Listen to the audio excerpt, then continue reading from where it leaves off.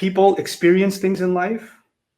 They're already depressed because of whatever bad thing happened, that when we have an emotional crisis, there has to only be a spiritual solution. Even the best people had very difficult family situations. So Musa alayhi salam, the most mentioned prophet in the Quran, has an abusive father figure, right? And the actual biological father figure is unnamed, almost absent from his life. And not having a father figure in your life is also a traumatic experience.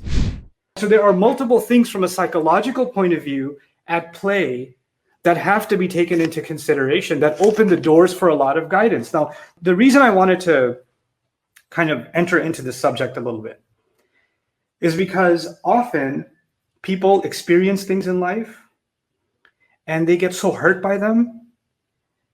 They become depressed, they become emotionally numb, they don't feel motivated, they don't feel like eating, they don't feel like going out with their friends, they don't feel like doing anything, they don't feel like taking care of their health, they don't feel like watching TV, they don't feel like doing, and they also don't feel like praying. They also don't feel like reciting Quran. They also don't feel like listening to something about Islam. They feel unmotivated, right? So even if they hear something about the rewards of heaven or the terror of hell, it doesn't do anything to them. And so they start thinking that they're losing their iman, right? Because you're not feeling anything and you're not feeling motivated to pray, so you must be losing your iman. When they start feeling that way, then they start blaming themselves. They're already depressed because of whatever bad thing happened, and they were becoming emotionally numb because of that. On top of that, there's a new depression that I'm going to hell also, because I can't feel any iman inside me. So it spirals into a much worse problem. It started off as an emotional crisis, and it turns into a spiritual crisis. A crisis of iman itself, right? The root problem is emotional. It's psychological. And now you're seeking solutions from the spiritual world.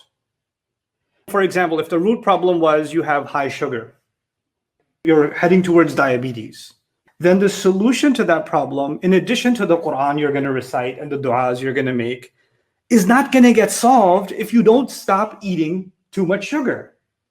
You understand? Like, that biological problem does not only have a spiritual solution.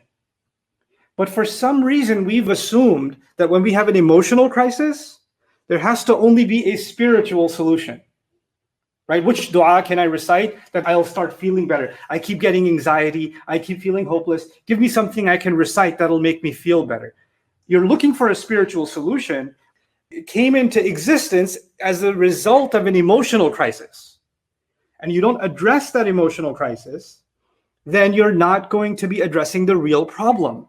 And you're putting the remedy on top of a spiritual solution and it's not working, and you become hopeless even in the spiritual solution, and it becomes a big giant crisis of faith.